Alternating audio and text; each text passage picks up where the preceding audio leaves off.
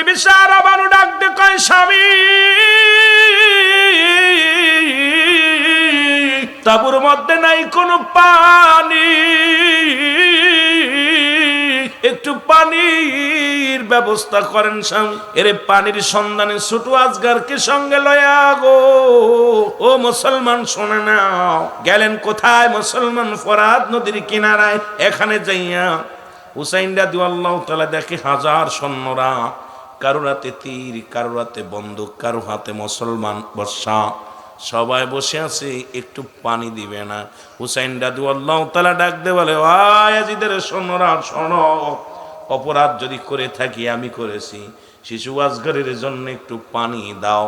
একটু পানি দিন নাই, পানির বদলে তীর নিক্ষেপ করেছে। তীরের আঘাতে মুসলমান হুসাইন রাদিয়াল্লাহু তাআলার কলিজার টুকরা পৃথিবী থেকে আজগার রাদিয়াল্লাহু তাআলা আনহু বিদায় হয়ে গেছে। জোরে জোরে চিল্লায় বলা যাবে না আল্লাহু আকবার। যখন আজগার আলী শেষ হয়ে গেল, মুহররমের 9 তারিখ হলো, আজগার আলী দেখেন ভাইয়ের লাশ ধরে মা কান্নাকাটি করে। এ মুসলমান, আলী আকবর, আলী আসগার হলো ছোট, আলী আকবর বড়। ঘরে তাঁবুর ভিতর থেকে কান্নার আওয়াজ শুনতে পাইলেন।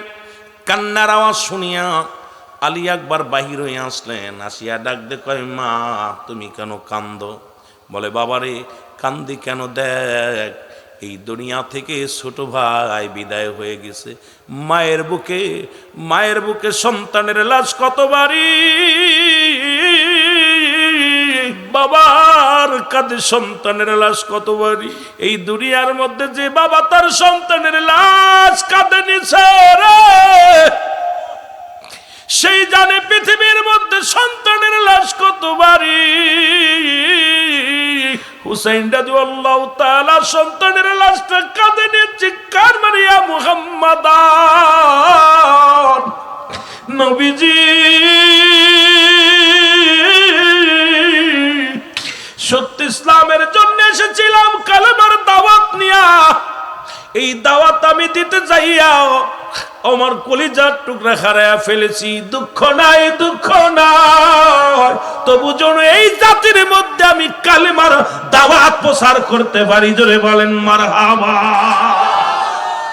আমি আগেই বলছি, সন্তানের লাশ কত ভারী, যে বাবার কাঁধে গেছে সেই জানেন।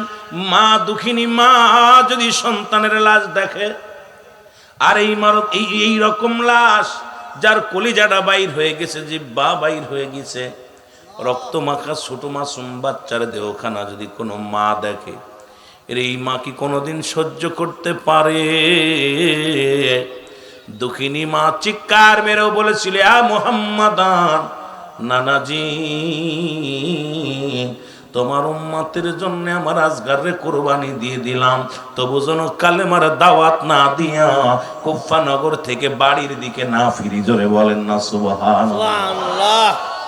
সন্তানের লাশ হাতের মধ্যে নিয়ে হুসাইন রাদিয়াল্লাহু তাআলা সাহারা বানু দুজনই চিৎকার মেরে বলেছিল, ইয়া মুহাম্মাদান, নানাজি কলিজার টুকরাকে হারিয়ে ফেলেছি, শিশু সন্তানকে বুকে ধারণ করে আমি তোমার দরবার আল্লাহ ফরিয়াদ করি, আমরা যেন জীবনের ভয়ে যেন পালায়ন না করি। সন্তান আল্লাহর নবীর নামে কুরবানি করে দিলাম। এই দুনিয়া থেকে যেন ইসলামের দাওয়াত না দিয়ে এই কালেমার দাওয়াত যেন গোটা বিশ্ববাসীর কাছে কানে পৌঁছায় দিতে পারি। কুফা নগরের আনাচে কানাচে যেন রাসূলুল্লাহর সত্যবাণী প্রচার করতে পারি। এ রব্বে কারীম, সেই শক্তি আমাদের দিও, সেই বল আমাদের দিও, আমরা যেন ভেঙ্গে না পড়ি। জোরে বলেন সুবহানাল্লাহ। আজকে গোটা মুসলমান, বিশ্বের মুসলমান, যে কোনো মুহূর্তে আমাদের উপরে আক্রমণ হবে, যে কোনো মুহূর্তে আঘাত আসবে, গোটা মুসলমানদের উপরে রুলার চলবে। ভয়ের কিছু নয়, কারণ মরতেই হবে, হয় আজ না হয় কাল। বীরের মতো মরতে চাই, ঈমান নিয়ে মরতে চাই। জোরে বলেন ঠিক কিনা? আর একটু জোরে বলেন ঠিক কিনা? হুসাইন রাদিয়াল্লাহু তাআলা বিবিকে সান্ত্বনা দেয়, বিবি ধৈর্য ধরো, সবুর ধরো। রহমতের নবী যারা দাওয়াত, তার যার কাফেলা নিয়ে আমি এসেছি, সেই কাফেলার দাওয়াত দিব আমি। যদিও জীবন চলে যায়, জীবনের বিনিময় হলো সত্য ইসলামের দাওয়াত দিব। এই কুফা নগরে যেন আমি পৌঁছায় দিতে পারি। আলী একবার দূর থেকে এসে ভাইয়ের লাশ, ভাই হয়ে ভাইয়ের লাশ হাতের মধ্যে নিয়ে দেখে ভাইয়ের জিহ্বাটা বাইর হয়ে গেছে, ভাইয়ের কলিজাটা বাইর হয়ে গেছে। আলী আকবর একটা চিৎকার দিয়ে বলে, মা জননী কোথায় রে দুঃখিনী মা? ভাই হইয়া ভাইয়ের লাশ কেমনে দাফন করি, ভাই হইয়া ভাইয়ের লাশ কেমনে দাফন করি? ছোট ভাইকে বুকের মধ্যে নিয়ে আলী আকবর একটা চিৎকার মেরে বলে, রাহমাতাল লিল আলামিন, আমি আর আলী আকবর আমার ভাইয়ের কসম করে বললাম, নবী গো নবী, জীবনের বিনিময় হলেও সত্য ইসলামের দাওয়াত থেকে যেন পিছু না হাঁটি। আলী আকবর বলে, মা মা বিদায় দাও, আমি যাব যুদ্ধের ময়দানে। যারা আমার ভাইকে হত্যা করলো, যারা আমার রাসূলের আহলে বায়াতদেরকে হত্যা করলো, মা গো বিদায় দিয়ে দাও। মার কাছ থেকে বিদায় নিয়ে মুহররমের 10 তারিখে চলে গেলেন আলী আকবর। অনেকগুলো সৈন্যকে কতল করিয়া দুনিয়া থেকে, ও মুসলমান শোনো, অনেকগুলো সৈন্যের সঙ্গে মোকাবেলা হলো। হঠাৎ আলী আকবর ক্লান্ত হয়ে গেছে, গায়ের মধ্যে অনেকগুলো তীরের আঘাত, অনেকগুলো বল্লভের আঘাত, তরবারির আঘাত, পিপাসায় কাবু হয়ে গেছেন। হযরত আকবর আলী বাড়ি এসে বলে, মা মা একটু পানি দাও, একটু পানি দাও, একটু পানি পান করে আবার যাব রাহমাতাল লিল আলামিনের আহলে বায়াতদেরকে যারা হত্যা করেছে তাদের সঙ্গে মোকাবেলা করতে। জোরে বলেন মারহাবা। সারা বানু ডাকতে বলে, উস্তাদ আকবর,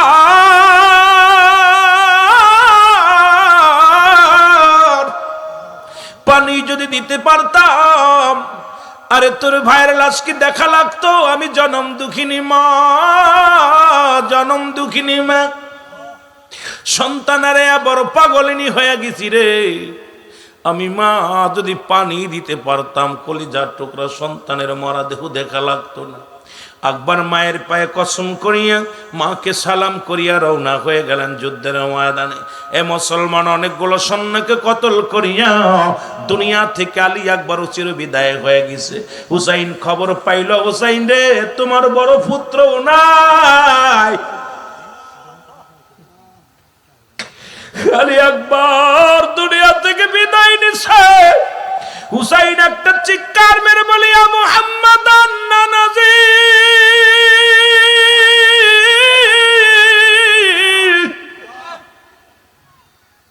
এসেছিলাম সত্য ইসলামের দাওয়াত দিতে, কলিজার রত্ন হারাইলাম, দুঃখ নাই দুঃখ নাই, তবু জন্য আমি কুফাবাসীর কাছে কালেমার দাওয়াত দিতে পারি। জোরে বলেন আল্লাহু আকবার। এর আম্মা জান আয়েশা বলে, দুনিয়ার মানুষ শোনো, যারা ইউসুফ নবীকে দেখিয়ে আঙ্গুল কেটে ফেলেছিল, শোনো গো, ওই জামানার মধ্যে যদি আমার নবীর তোমরা দেখতা, কাটতে কাটতে কলিজাটা কাইটা ফেলতা, টের পাইতা না। এই নবীরে কত কষ্ট দিছে দুনিয়ার মানুষেরা, মুসলমান এই নবীরে কত দুঃখ দিছে। নবী সারা জীবন কেঁদে গেলেন উম্মতের মায়ায়, এখনো কান্দে রওজা পাকে শুইয়া। জোরে জোরে চিল্লায় বলেন ঠিক কিনা? হুসাইন রাদিয়াল্লাহু তাআলা মুহররমের 10 তারিখ হলো গো। হুসাইন ডাকতে বলে, জয়নাব,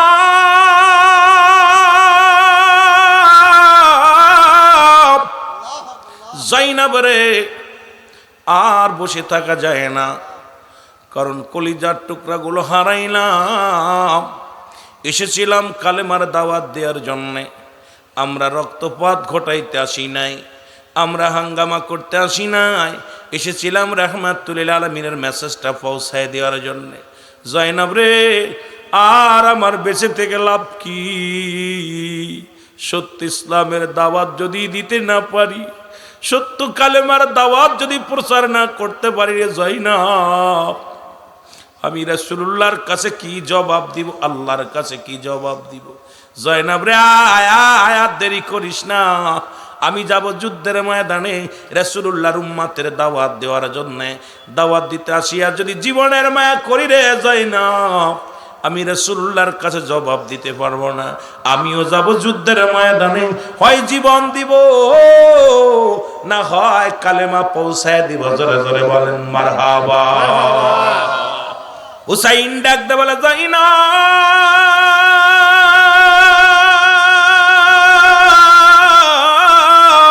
জয়নাব রে, এরে রাহমাতুল আলামিনের পাগড়ি মুবারক নিয়ে আসো গো। রাহমাতুল আলামিনের পাগড়ি মুবারক কানা হলো।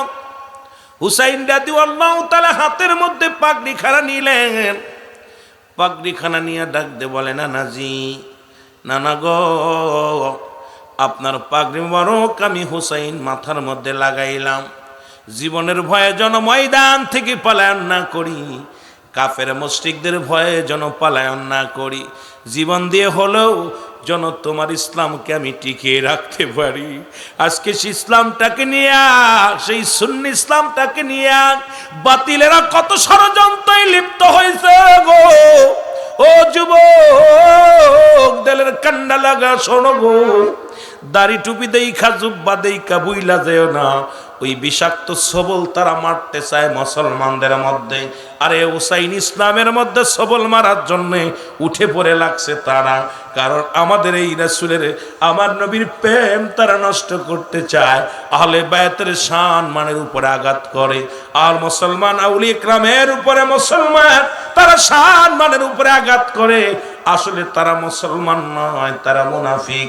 আমার আল্লাহ কমিনান নাস, মানুষের মধ্যে কোনো তারা বলবে আমার না তার ঈমান আনছে বিল্লাহি, আল্লাহর প্রতি অবিলা খিরাতের প্রতি বিশ্বাস স্থাপন করছে। ওমা হুম বিমুমিনিন।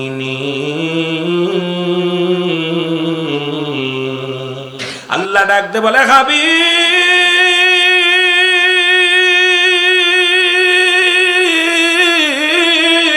ওই মানুষের মধ্যে না শব্দের অর্থ হলো মানুষ গো।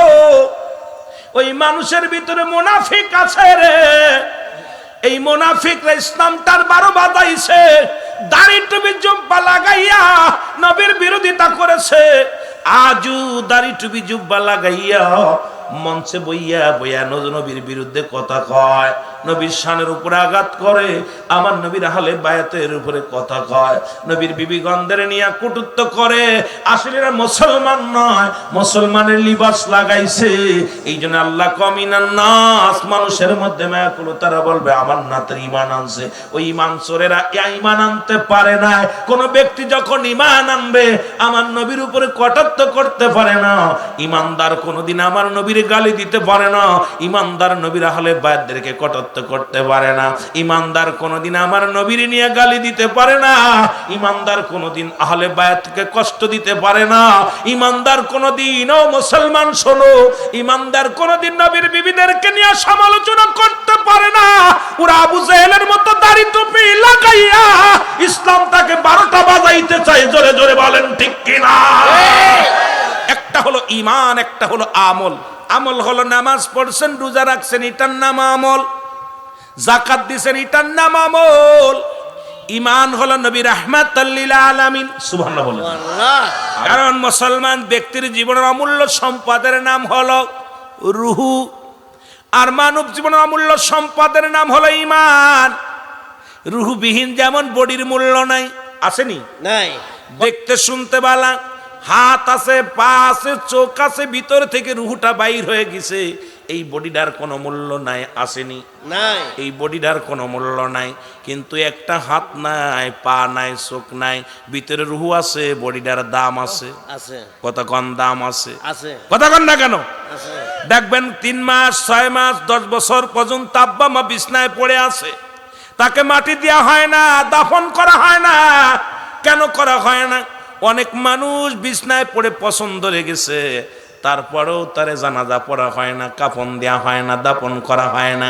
কারণ রুহুটা ভিতরে থাকার কারণে বডিটার দাম বাড়ছে।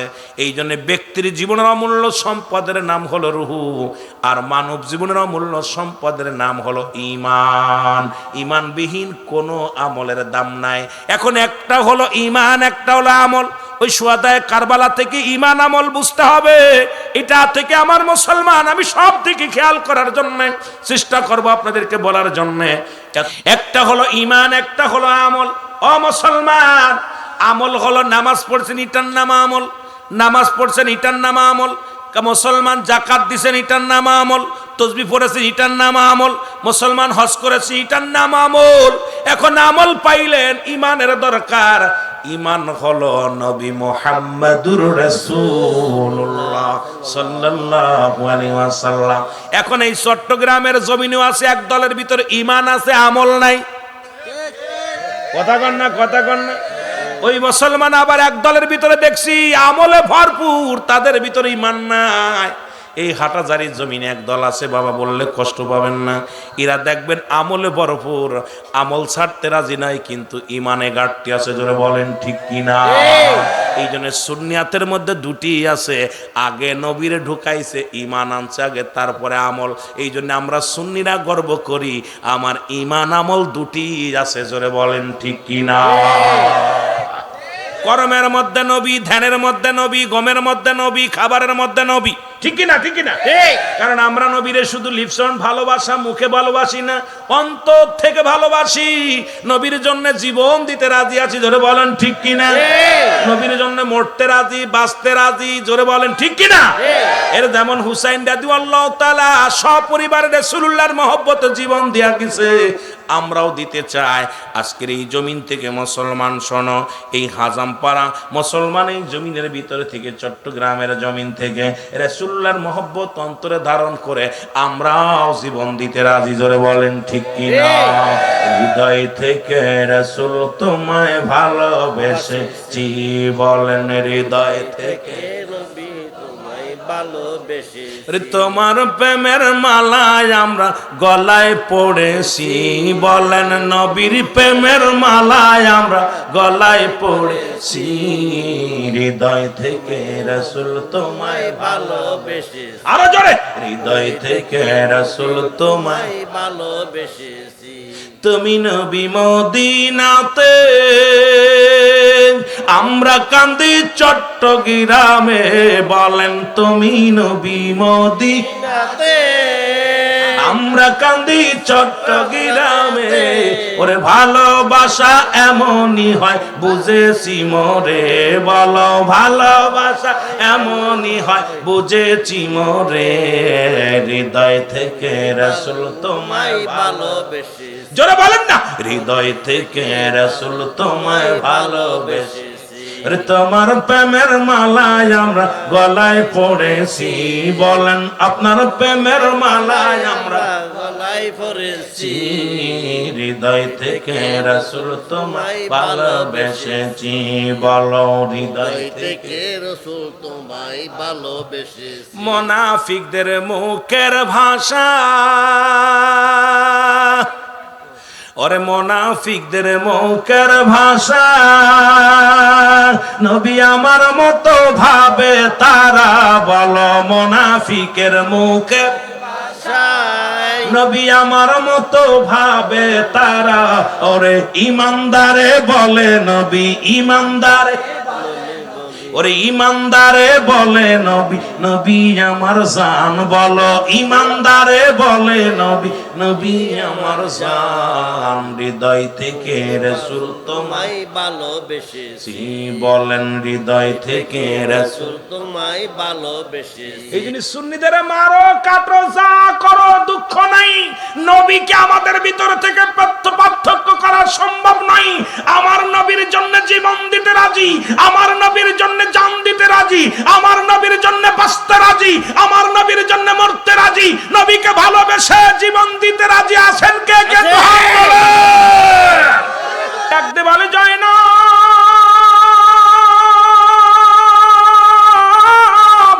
আমার বাবা জানের জুলফিকার মুবারক নিয়ে সাগো,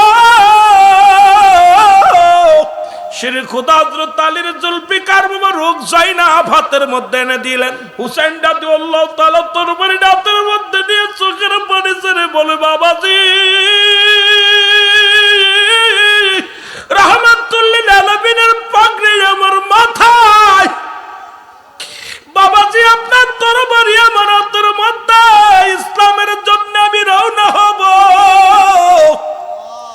জীবনের ভয়ে যেন আমি ফিরে না আসি বাবাজি।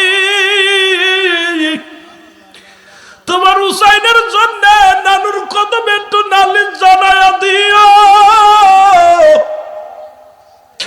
আমি হুসাইন যাব যুদ্ধের ময়দানে রে। আমি হুসাইন সত্য ইসলামের জন্য জীবন বাজি রেখে যাব যুদ্ধের ময়দানে। জোরে জোরে চিল্লা বলা যাবে না মারহাবা।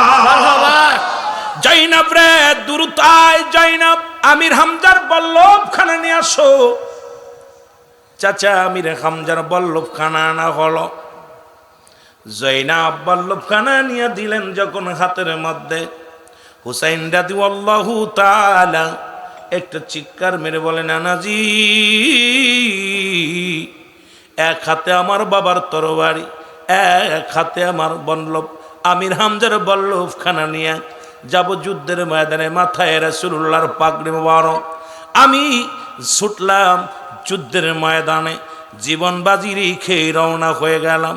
যতক্ষণ পর্যন্ত এই জীবন আমার রুহটা আমার ভিতরে আছে ততক্ষণ পর্যন্ত বাতিলের কাছে মাথা নত করব না। আজকে দেখলাম মুসলমান মিডিয়ার মধ্যে, ভারতের মধ্যে আমি মুসলমানদের বিজয় দেখে আনন্দ লাগছে। হাজার হাজার হিন্দুদের সামনে রাস্তার মধ্যে দাঁড়ায়া দাঁড়ায়া তারা সালাত আদায় করেছে। জোরে বলেন ঠিক কি না? চারিদিক থেকে বিজয় আসা শুরু হয়ে গেছে। নবী বলছে কিয়ামতের আগে কাশ্মীর দখলে আসবে, মুসলমানদের কাশ্মীর দখলে আসবে। দেখতেছি অবস্থা বেশি দূরে নয় রে মুসলমান, কারণ রাস্তার মধ্যে ওরা জয় শ্রীরাম বলে চিৎকার মারে। মুসলমান ওই শ্রীরাম চেনে নাই, কারণ মুসলমান এক মৌলাকে সিজদার জন্য রাস্তার মধ্যে মুসলমান যায় নামাজ বিছায়া। এই পাগলেরা দাঁড়ায় গেছে আল্লাহর গোলামি করার জন্য। আর যে ব্যক্তি একবার আল্লাহর পাগল হয়ে যায়, নবীর ইশকে দেওয়ানা হয়ে যায়, পৃথিবীর কোনো অস্ত্র, পৃথিবীর কোন বোমা, পৃথিবীর কোন অস্ত্র দ্বারা এই পাগলটারে থামানো সম্ভব হয় না। জোরে বলেন ঠিক কি না? আর যত বড় আলেম হক নবী মানে না, সে কোন মাওলানা না। নবী মানে না, যত বড় পণ্ডিত হোক আমরা বলি ও পণ্ডিতই না। জোরে কোন ঠিক কি না? নবীজির প্রেম ভালোবাসা যার অন্তরে যতটুক, তার ঈমান বলতে ততটুক। নবীর প্রেম ভালোবাসা যার অন্তরে নাই, তার ঈমান বলতে কিচ্ছু নাই, সরাসর বেঈমান। এ যুবক দিলের কান্ডা লাগা শোনো, আজকে মুসলমান বাবারা এবার জুলফিকার মুবারক হাতের মধ্যে নিয়ে এবং বল্লভ মুবারক হাতের মধ্যে নিয়ে রাসূলুল্লাহর পাগড়ি মুবারক মাথার মধ্যে লাগাইয়া হুসাইন একটা চিৎকার দিয়ে বলে, ইয়া মুহাম্মাদ নানাজি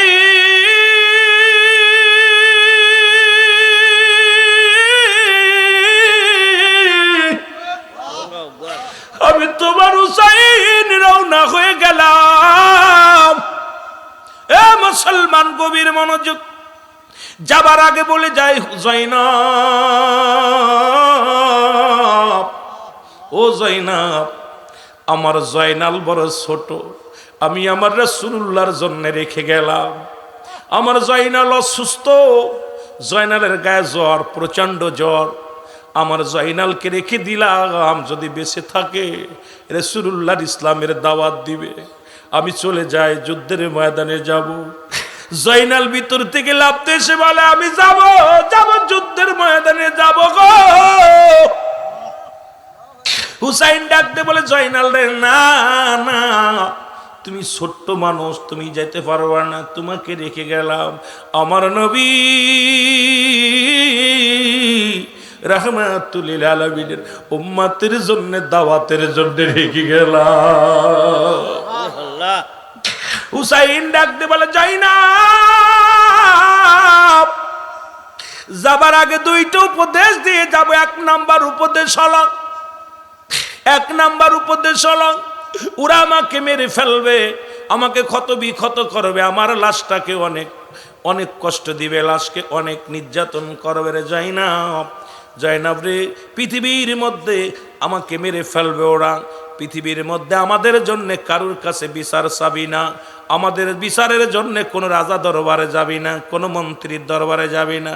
যদি বেঁচে থাকো, যদি আল্লাহ তোমাদের বাঁচিয়ে রাখে রে জয়নাব রে, জাবার রহমাতুল্লিল আলামিনের রওজার পাশে দাঁড়ায়া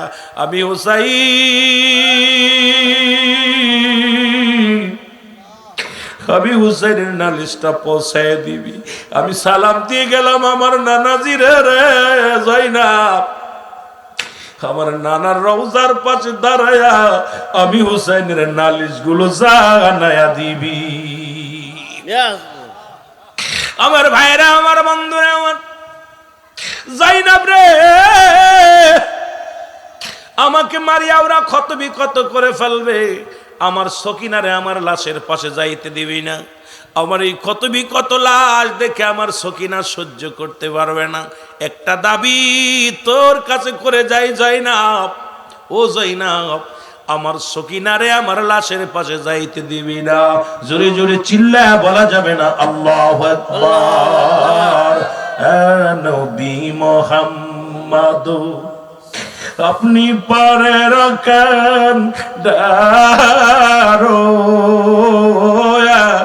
নবী মুহাম্মদ, জোরে বলেন না, নবী মুহাম্মদ আপনি পারে রাখেন দারো, আপনাকে দি আসেন আল্লাহ রহমতের ভারো। নবী মুহাম্মদ ওমা আরসালনাকা ইল্লা রাহমাতাল লিল আলামিন। আল্লাহ কয় আমি হলাম রব্বুল আলামিন, নবী হলো রাহমাতাল লিল আলামিন। নবী উম্মতের জন্য, গোটা পৃথিবীর জন্য রহমত। আমরা মুসলমান সেই নবীরে ভালোবাসতে চাই কি চাই না? নবী মুহাম্মদ আপনি পারে রাখেন দারো, নবী মুহাম্মদ পাপি তাপি এ মিনতি শুধুই করি গো, পাপি তাপি এ মিনতি শুধুই করি গো, নবী মুহাম্মদ আপনি পারে রাখেন দারো, নবী মুহাম্মদ। আল্লাহ হুসাইন রাদিয়াল্লাহু তাআলা ডাকতে বলে জয়নাব,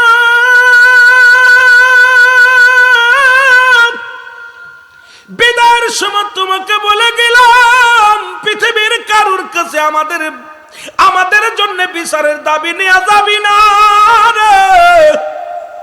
যুদ্ধের ময়দানে চলে গেল, অনেকগুলো সৈন্যের সঙ্গে মোকাবেলা হলো, মোকাবেলা করলেন। জীবনের ভয়ে হুসাইন পালালেন না। অনেক তীর, অনেক তরবারি আঘাত হুসাইনের গায়ের মধ্যে লাগে। হুসাইন জমিনের মধ্যে শুধু একটা চিৎকার মারে, ইয়া মুহাম্মাদান নানাজি, ও নানাজি, আমি যেন জীবনের ভয় না করি। অনেকগুলো তীর বর্ষার আঘাতে হুসাইন রাদিয়াল্লাহু তাআলা জমিনের মধ্যে পড়ে গেছে, গোড়া থেকে জমিনের মধ্যে পড়ে গেছে। ও মুসলমান, আমি বলতেছিলাম দাড়ি টুপি দুইকা ভুলে যেও না, হাজার লোক দেখে ভুলে যেও না। ওই এজিদ ছিল দামেস্কের মসজিদের ইমাম, যার পিছে 1.25 লক্ষ মানুষ নামাজ আদায় করত। আজকে আমাদের দেশে এইরকম কত মাওলানা আছে, লক্ষ লক্ষ মানুষ দেখায় মানুষকে পাগল করে। আমার বাবারা চিন্তা করছেন, একটু চিন্তা করবেন বয়া বয়ারে। এজিদ তোর দাড়ি ছিল, টুপি ছিল, কোরআনের হাফেজ ছিল, কিন্তু নবী মানতে পারে নাই। কোরআনের হাফেজ হইয়া যিনি দামেস্কের মসজিদের ইমাম, ও আলেম উলামা একটু গভীর মনোযোগ দিয়া জানার দরকার। এই ইমাম সাহেব হইয়া আমার রাসূলকে কেমনে মারার ষড়যন্ত্র করলো, রাসূলকে আমার নবীর আলে বাইতদেরকে কেমনে মারার ষড়যন্ত্র করলো। আরে হুসাইন হাসান রাদিয়াল্লাহু তাআলা কে সরায়া দিছে, হুসাইনকে সরানোর জন্য কত ফন্দি, ওরে মুসলমান, মীর মোশাররফ হোসেন লেখলো মেহাইরে অর্থ, ও মুসলমান শুনে নাও, এই বালহুয়া কিলাব দুনিয়াটা হলো পচা দুর্গন্ধ মরি। মানুষের চরিত্র হলো কুকুরের চরিত্র। কুকুর যেমন মরি পাইলে খুশি হয়, সে জামানার মানুষ খুশি হবে।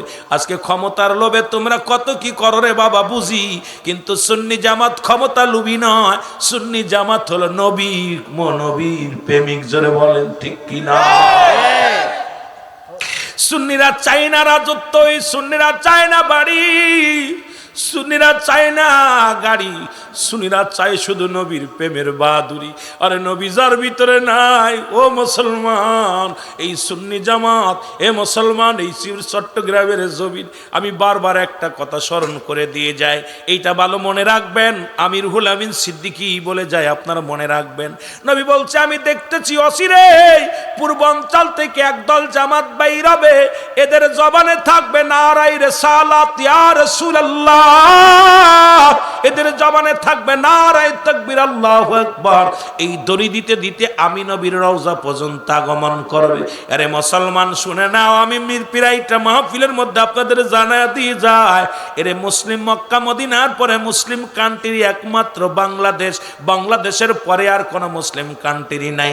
এই বাংলাদেশের শেষ প্রান্তের মানুষগুলো চট্টগ্রাম খাগড়াছড়ির মানুষ হলো। এই চট্টগ্রাম জমিন থেকে আহলে সুন্নাতুল জামাতের পাগলেরা, এই গাউসে পাকের পাগলেরা, শুনে নাও, শুনে নাও, এখান থেকেই সেই ধ্বনি উত্তোলন হবে। এদের জবানে থাকবে নারায়ে তাকবীর আল্লাহু আকবার, নারায়ে রিসালাত ইয়া রাসূলুল্লাহ। কাফেলা করে মদিনার দিকে রওনা দিবে। জোরে বলেন সুবহানাল্লাহ। আরে ভালো করে হলেন, নবীজি বলতেছে, আমি দেখতেছি অচিরেই পূর্বাঞ্চল থেকে একটা জামাত বাইরে, একটা দল, সেই দলের জবানে থাকবে নারায়ে রিসালাত ইয়া রাসূলুল্লাহ, নারায়ে তাকবীর আল্লাহু আকবার। এই ধ্বনি দিতে দিতে আমি নবীর রওজা পর্যন্ত তার আগমন করবে। এটার প্রমাণ চট্টগ্রামের মানুষ দেখিয়ে দিচ্ছে। যখন জশ্নে জুলুস হয়, নবীর মামার নবীর আগমনের মাস আসে, এই বাবারে গভীর মনোযোগ, এই পবিত্র ঈদ মিলাদুন নবী যখন উদযাপন করে, এই আশিকে রাসূলেরা ঘরে থাকে না, ঘর থেকে বাইর হয়ে রাস্তার মধ্যে শুধু তাদের একটাই স্লোগান, নারায়ে রিসালাত ইয়া রাসূলুল্লাহ, নারায়ে রিসালাত ইয়া রাসূলুল্লাহ। জোরে বলেন ঠিক কিনা? আরো জোরে বলেন ঠিক কিনা? আমার দৃষ্টিতে, আমার ক্ষুদ্র জ্ঞান, বাংলাদেশের মধ্যে, বাংলাদেশের পরে আর কোনো মুসলিম কান্ট্রি নাই। আর এই বাংলাদেশের শেষ মানুষ হলো চট্টগ্রামের মানুষ। এই জন্য আমাদের ওদিকে খুলনা বিভাগে সুন্নি বললে মানুষ হাসে, কয় এটা আবার কোন হালুয়া। বুঝতে আর বাকি নাই, এখান থেকেই সেই কাফেলা বাইর হবে। এই সেই কাফেলার সৈনিক জন আল্লাহ আমাদের কবুল করে। জোরে বলেন ঠিক কি? আর একটু জোরে বলেন। গোটা বিশ্বকে জানিয়ে দেয় বাংলাদেশের চট্টগ্রামের মানুষ যে আমরা নবীর প্রেমিক ছিলাম, আসি, থাকবো। জোরে বলেন ঠিক কি? আরো জোরে বলেন। প্রমাণ দেখেন, এত বড় জুলুস, এত বড় নবীর প্রেমিকের দল অন্য দেশে বাইর হয় না। এই যেভাবে রাস্তায় নামে পাগলেরা, যেভাবে পাগল হয়, আমার মন, আমার জ্ঞান, আমার ধ্যান, আমার বিবেক বলে সেই কাতার হবে। এখানে হলে সুন্নাতুল জামাতের কর্ণধারেরা, এই আশিকের রাসূলেরাই যাবে রাসূলুল্লাহর রওজা পর্যন্ত কানতে কানতে। কারণ চারিদিকের যে অবস্থা, আমরা মদিনার পাগল, মদিনার দিকেই রওনা হব। জোরে বলেন ঠিক কিনা? আমরা মদিনার পাগল, আমরা নবীজির পাগল। বলেন মদিনার পাগল, নবীজির পাগল। এর মদিনার ধুলি বালি, মদিনার ধুলাবালি, চোখের কাজল, আমরা মদিনার পাগল, আমরা নবীজির পাগল। আরো জোরে বলেন, আমরা মদিনার পাগল, আমরা নবীজির পাগল। ঠিক কিনা? ঠিক কিনা?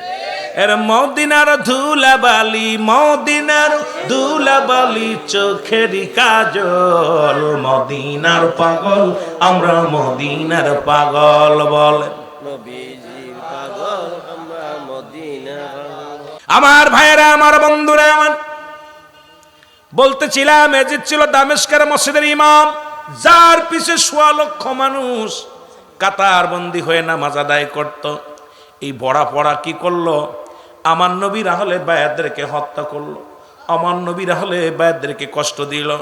আর যারা কয় নবীর, যারা আহলে বায়াতদেরকে যারা কষ্ট দিল, হত্যা করলো, তাদের ছাপায় গায়ে আমার দেশের কোন মৌলবীরা কয় এজিদ রহমাতুল্লাহ, এজিদ নিষ্পাপ। আমি কই এজিদ রে যদি রহমাতুল্লাহ কোষ, তোর জন্মের ভিতরে ভেজাল আছে, এর মধ্যে কোনোই সন্দেহ নাই। জোরে বলেন ঠিক কিনা?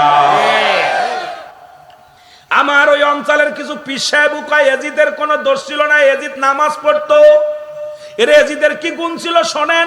এজিদ প্রতিদিন এক একটা সুন্দরী মেয়েগুলো ভোগ করত। এজিদের চরিত্র শোনেন। আমাদের ওই এলাকার এক পীর সাহেব, ওই বরিশালের এক পীর সাহেব ওয়াজ করতে যায় বলছে এজিদ নামাজ পড়তে 100 রাকাত নামাজ পড়তো, কোরআন তেলাওয়াত করতো। এজিদের গুন্ডা শুনে নেন, এজিদের আসল গুন্ডা জানে না উনি। এজিদ ছিল নারী পিপাসিত, সে নতুন নতুন নারীগুলো ভোগ করত। এজিদ ছিল মদখোর, এজিদ ছিল মদখোর, এজিদ ছিল বদমেজাজি, এজিদ ছিল মানুষ খুনের, মানুষের রক্তখোর। এই পৃথিবীর মধ্যে সব চাইতে লম্পট ছিল হলো এজিদ। সেই মঞ্চে বইয়া যদি এজিদের ছাপ গায় মনে করবেন মনে হয় এজিদের পেয়ে তাত্তা ভর করে সোর ভিতরে। জোরে বলেন ঠিক কিনা? কথা বোঝেন? এজিদ নামাজ পড়তো, নামাজ পড়তো, পড়াইতো, কিন্তু এজিদ ছিল এমন নারীখোর, মদখোর, জিনাখোর। এজিদকে যারা রহমাতুল্লাহ বলে, আমি কইটা আরেকটা ভণ্ড। জোরে বলেন ঠিক কিনা? ভণ্ড, প্রতারক, বদমাইশ। আমার ভাইরা, আমার বন্ধুরা, আমার গভীর মনোযোগ। যে কথাগুলো বলি, হুসাইন রাদিয়াল্লাহু তাআলা জমিনের মধ্যে পড়ে গেছে। এরপরে ওই মসজিদের কেউ কেউ বলে দামেস্কের মসজিদের মুয়াজ্জিন ছিল হলো শেমর, কেউ বলে মসজিদের মুসল্লি। শেমরের মুখেও দাড়ি ছিল, টুপি ছিল। উনিও মসজিদের ভিতরে নামাজগত পলাইতেছিল। মসজিদের মধ্যে ইতিকাফে আছে, খুব ভদ্র মানুষ। এরে বড় সাফায় গায় যারা শোনে নাও। শেমর আসিয়া হুসাইনের যখন পড়ে গেছে দূরে আসিয়া বুকের মধ্যে চেপে ধরেছে। চেপে ধরে, হুসাইন তো অসুস্থ, অনেকগুলো তরবারির আঘাত, অনেকগুলো বল্লভের আঘাত।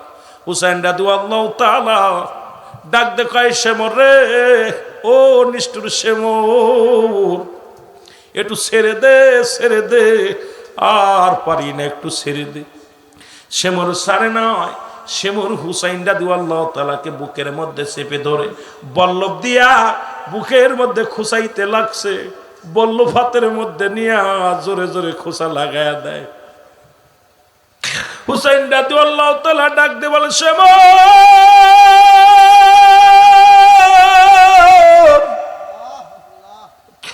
আমারে মারিস না রে, আমাকে যদি মেরে ফেলিস রাহমাতুল লিল আলামিনের উম্মতের দাওয়াত দিবি কে রে? ওই বুঝি আমার নানা ডাকিতেছে, ওই বুঝি মোর নানা জিমর ডাকিতেছে আমায়। সে মোর তোরে বিনাই করি সালাস না আর গলায় সুরি।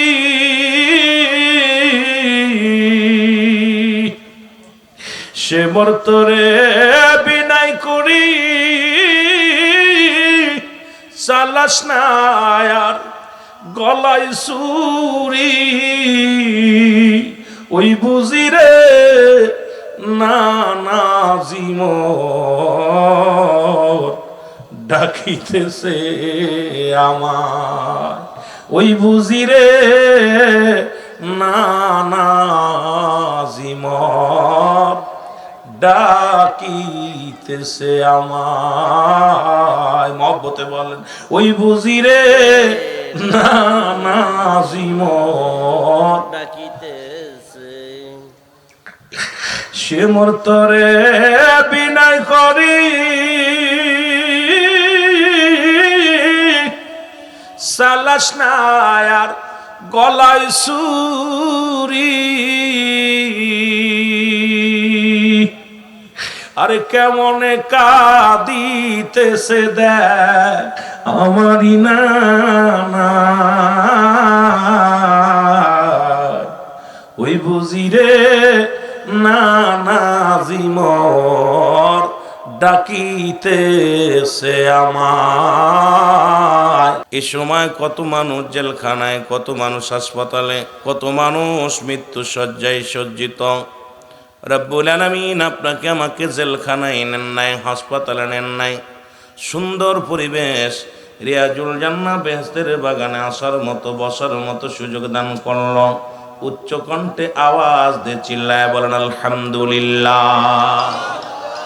এ ভাইরা আমার, বন্ধুরা আমার, আজকের এই ময়দানের বড় দাম, কারণ এটা গতকালকেও ছিল ধান জমিন, মাঠ ছিল ধানের মাঠ।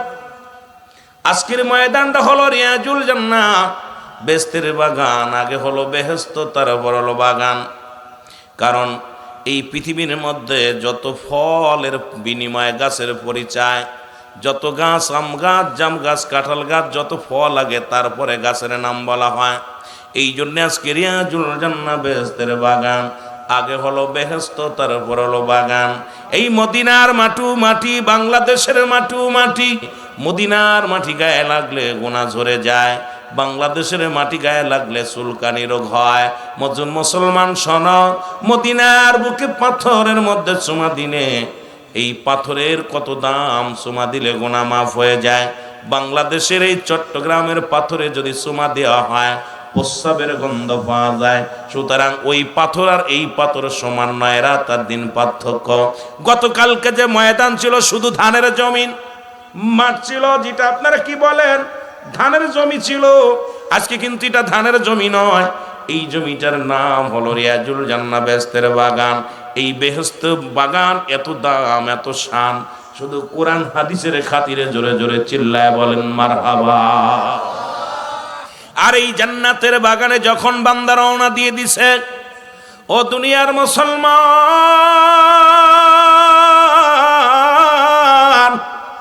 বান্দা যখন রিয়াজুল জান্নাহ বেহেশতের বাগানে রওনা হয়ে গেছে, প্রতিটা কদমে কদমে আমার আল্লাহ রাব্বুল আলামিন ওই বান্দার জীবনের সব সগীরা গুনাহ মাফ করে দিয়েছে। জোরে বলেন সুবহানাল্লাহ। যারা বাড়ি থেকে রওনা দিয়েছেন জান্নাতের বাগানে আসবেন, প্রতিটা কদমে কদমে সগীরা গুনাহ মাফ। কি গুনাহ মাফ? জোরে বলেন কি গুনাহ মাফ? মাহফিলে আসলে লাভ না লস। আমরা শুধু সগীরা গুনাহ করি নাই, পদে পদে করছি কবিরা গুনাহ। মিথ্যা বলা কবিরা গুনাহ, মুসলমান নামাজ ছেড়ে দেয়া কবিরা গুনাহ, বেগানা নারীর সঙ্গে দেখা দিয়া কবিরা গুনাহ, বেগানা পুরুষের সঙ্গে দেখা দিয়া কবিরা গুনাহ। এক কথায় যাদের সঙ্গে বিয়ে করা জায়েজ তাদের সঙ্গে দেখা করা হারাম, যাদের সঙ্গে বিয়ে করা হারাম তাদের সঙ্গে দেখা করা জায়েজ। এক কথা আলোচনা বুঝতে হবে রে মুসলমান। এত গুনাহ করলে গুনাহ মাফের দরকার আছে কি না? এরে আল্লামা কুতুবী রাহমাতুল্লাহ বয়ান করে, দুনিয়ার মানুষ শোনো, এই এত গুনাহ করলা আসমান থেকে জমিন পর্যন্ত, যত গুনাহ করলা সমস্ত গুনাহর কথা মনে করিয়া বান্দা যখন রিয়াজুল জান্নাহ বেহেশতের বাগান, এই জান্নাতের বাগান খানা আঁকড়ে ধরিয়া কবরের ভয়ে, জাহান্নামের ভয়ে বান্দা যখন তওবা করবে, ওই তওবা করিয়া যখন আল্লাহ বলে ডাক দিবে আল্লাহ, ওই বান্দার জিন্দেগির সব গুনাহ মাফ হয়ে যাবে। জোরে বলেন সুবহানাল্লাহ। তাহলে জান্নাতের বাগানে আসলে লাভ না লস? আর মানুষের মৃত্যু হয় দুইটা টাইমে, একটা হলো রাতের বেলা, একটা হলো দিনের বেলা। যেহেতু দিন শুরু করেছিলাম মৃত্যুবরণ করি নাই, রাত শুরু করেছি এখনো মৃত্যুবরণ করি নাই। ও মুসলমান, কিয়ামত পর্যন্ত নবীদের দরজা বন্ধ। আও মুসলমান শুনে রাখেন, কারণ কিয়ামত পর্যন্ত আর কোনো নবী আসবে না।